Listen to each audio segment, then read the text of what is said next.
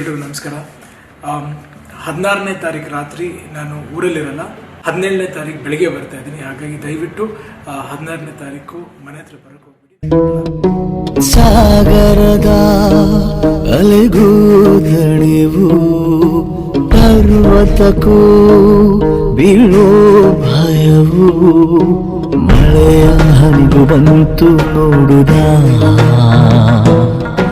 ಶಶಿಗೆ ಕಳಚಿ ಹೋಯಿತು ಖುಷಿಯ ಸ್ನೇಹ. ಹಾರಾಡೋ ಮೋಡವೆಂದು ರೆಕ್ಕೆಗಳ ಮುರಿದುಕೊಂಡು ನಿಂತಿದೆ ಮಂಕಾಗಿ ಸುಮ್ಮನೆ. ತಂಗಾಳಿಯಂಗಳವು ದಂಗಾಗಿ ಬೆವರಿರೋ ಸೂಚನೆ.